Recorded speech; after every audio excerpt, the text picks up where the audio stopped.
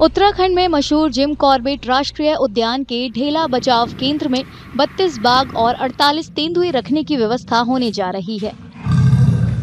केंद्र का विस्तार वन्य जीव संरक्षण की दिशा में महत्वपूर्ण कदम माना जा रहा है। अभी तक केंद्र में 10 बाघ और 10 तेंदुए ही रखे जा सकते थे। पूरी तरह केंद्र का विस्तार होने के बाद यहाँ न सिर्फ बाघों और तेंदुओं बल्कि हाथियों, हिरणों और तरह तरह के घायल पक्षियों का इलाज भी मुमकिन हो सकेगा।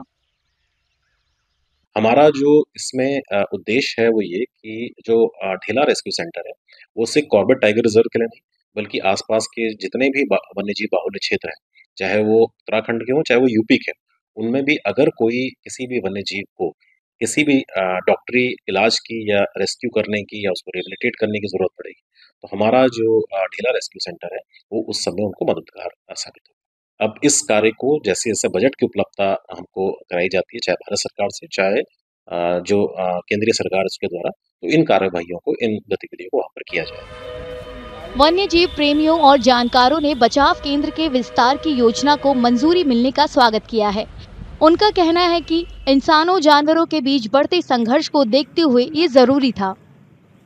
जानवर बढ़ेंगे तो संभव तो ऐसा हो सकता है और हो भी रहा है कि मानव वन्यजीव संघर्ष जो है वो बढ़ रहा है, ठीक है। और कई एनिमल्स भी जो है इंजर्ड होते हैं, वो कई एनिमल्स जो है बीमार हो जाते हैं, तो सही मायने में ऐसे रेस्क्यू सेंटर में उनको एक अच्छी पनाह मिलेगी और जो मानव वन्यजीव प्रबंधन को करने में जो है सक्षम होगी। बचाव केंद्र साल 2020 में बनाया गया था। यहाँ सिर्फ कॉर्बेट राष्ट्रीय उद्यान के जख्मी जानवरों और चिड़ियों का ही इलाज नहीं होता है, बल्कि उत्तराखंड के दूसरे हिस्सों से भी घायल जानवर इलाज के लिए लाए जाते हैं। गर्मियों की छुट्टी होने वाली थी, मेरे पापा आने वाले थे, तो हम लोग सभी खुश थे। तो मैं एक बेड पे चढ़ के डांस कर रहा था, लेकिन वो पहले ही आ गए। फ्रीज तो मैं उस समय तो कंटिन्यू नहीं कर सकता था, तो फ्रीज फ्रेम टाइप का हो कसम गया। पैदा कर